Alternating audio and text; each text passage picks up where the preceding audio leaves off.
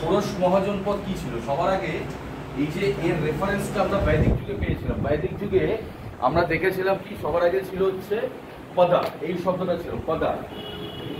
পদা পদা মানে কি? অনেকজন মানুষ যেখানে একসাথে থাকে। পদা মানে পা।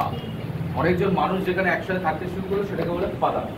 কি বললাম বলছি? এটা বৈদিক যুগে আমরা এই রেফারেন্স পেয়েছিলাম। তারপর এটা কি হলো? আরো বৃহত্তর হলো।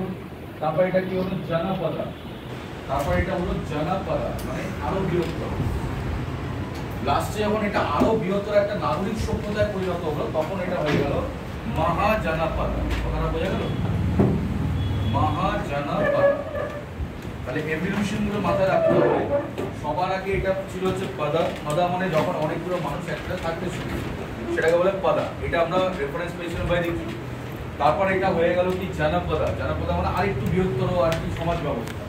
এবং তারপর ধীরে ধীরে যখন একটি উন্নত নাগরিক বা নগর আর কি সমাজ ব্যবস্থায় পরিণত হলো সেটাকে বলা হয় মহাজনপদা।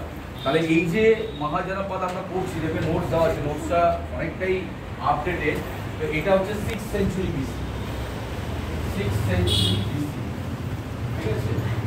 অর্থাৎ খ্রিস্টপূর্বাব্দ 6 খ্রিস্টপূর্বাব্দ এই সময় এই মহাজনপদ এটা কি হয়েছিল? বিকশিত হয়েছিল।